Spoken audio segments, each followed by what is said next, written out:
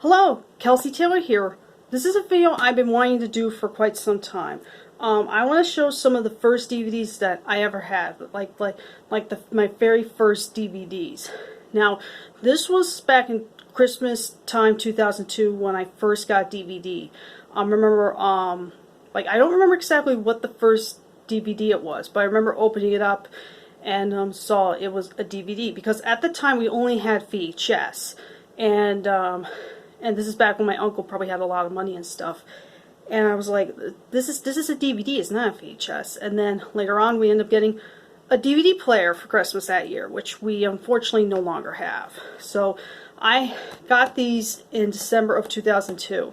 I also got a few ones that belonged to my mom, but I felt like you want to see it because I've never shown it in videos, like from the other DVD shelf. And some other ones that we had around the same time, but I can't remember if we got them, there's a certain few DVDs, I think I can only think of one of the first DVDs I had was the live action Scooby-Doo, but I lost the original copy. Well, it didn't get lost, the disc got all scratched up or something happened with it, and we don't have it anymore. I now have the live action Scooby-Doo just in a 2-pack, and I think one of the first things we had was, I believe, was the original Back to the Future trilogy set. We also no longer have. I have the updated version, and I think we had the original Ren and Stimpy, the almost complete series set, and then my brother got the disc all scratched up. So that was probably one of the first ones I don't have. I'm going to show you the ones I have here. This one is the original edition, the 30th anniversary edition of Schoolhouse Rock. When I was younger, I used to watch the hell out of this thing.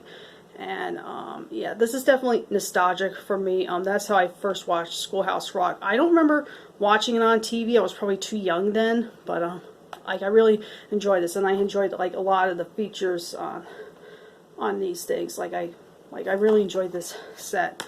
And the other one I enjoyed out of the features, I think this was the first DVD that got me big into the features, I believe, or maybe it might be the Schoolhouse Rock. It's a special edition of Beauty and the Beast, and this is the version where the special edition version has the Human Again song, and it's got a lot of features on this. So a lot of these DVDs I have here might be out of print, especially this one. This has been re-released with other editions and stuff.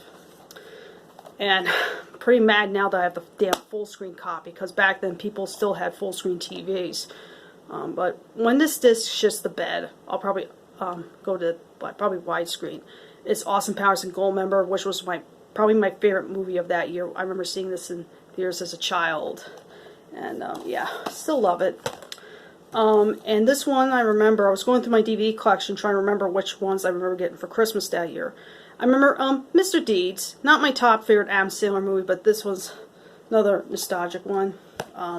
Spirit Stallion the Cimarron, same situation with a lot of DVDs I have here, like Austin Powers and Mr. Deeds. They're both in full screen. Yeah, but this is a great DreamWorks anime movie I don't hear people discuss as much. And this one was pretty new at the time. It's E.T. the Extraterrestrial, the 2-disc limited collector's edition. It's got the 20th anniversary edition where they edit out the guns and stuff like that. And this has got here the original cut of the movie. So, and I don't know if yeah, I showed this DVD in a video a few times, so yeah, it's a cool case here, actually. So yeah, that one of the first. Now let me get to the my mom's DVDs. I remember she got for Christmas. I remember it very fondly, and I had no clue what those things were, by the way. This one's Al Pacino in Dog Day Afternoon, which I've seen this movie before. Very, very tense film. I remember this is one of the first DVDs my mom had. It's on our shelf, so might as well just show her. She doesn't care. Now this one, I'm sure no one's going to know what this is. It's an old show from the 70s that my mom used to watch back then, and she loved this guy, and I don't know if any of you know who he is. It's a show called Baretta, starring Robert Blake. They only released the first season on DVD, because what happened was, which I didn't know then at the time, Robert Blake was accused of murdering his wife, and was later found not guilty, and he passed away last year. This is like a cop show that ran for, I think, a couple seasons. I don't know how long, but this is like so far the only few episodes I have seen. I've seen like a little bit of it, of the Paul, like the episode where Paul Williams was but I'm not sure if it's from this season or not. But it's in and I like the scenes with him with his pet parrot. I really like that. And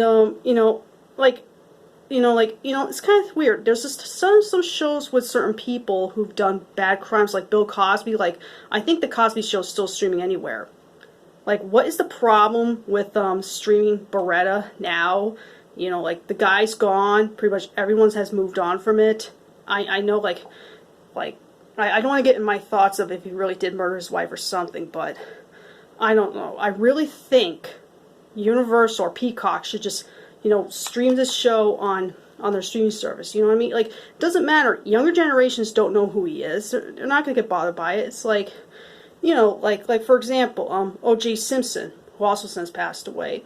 They still have, like, I don't know if there's any O.J. Simpson movies that, like, in the starring role, but, the Naked Gun movies, they still have those streaming, and they still keep scenes in. So maybe if you just, like, I don't know if it's rights issues or Hollywood's problem with Baretta. Maybe they never cared for Robert Blake. I'm not sure, but maybe just like stream it on Peacock or put it on some streaming service. I think that would be really interesting to show some settings that are being forgotten. My mom would be a happy camper if that would be the case. Like, put it on Tubi or something. Like work it out. Now, and then this one I forgot to show. I believe I got this for Christmas around. This is my first copy of the 9th Land Before Time movie because it was new then. The Land Before Time Journey to Big Water. And I have the Land Before Time, the complete collection set, so I have both movies now, but this copy I still have. I believe this is one of the first. Now, here are the ones I got around the same time or months later, and this one I can't remember if I got for Christmas or not. I can't remember. Is Monsters, Inc., which is, of course, is a classic. These ones I think my mom bought shortly after Christmas of 2002. Remember one of the first early DVDs, probably early on. The Master of Disguise, guilty pleasure. I know it's stupid, but it's a guilty pleasure. Leon and Stitch, Chicken Run, and Hey Arnold the movie. So yeah, those are my I don't have that much to say on these. So those are the first DVDs that I have here that I ever bought, and yeah, I felt like it'd be interesting to know, like, what are the first DVDs I had, like mainly during Christmas time, because over the years I have like gotten a ton of more, and down the line I'll probably get more because I'm a physical media collector. I don't want that to go away. So let me know your thoughts on any of these DVDs I showed you, like especially the Baretta one. I'm sure none of you have any clue what I'm talking about. If they would just stream it somewhere else, like if they stream it, that's my little rant here. Sorry if I went on about that, but I just want to get that off my chest. So thank you guys so much for watching my video on my first DVDs, and I'll see you guys later in the next one. Adios.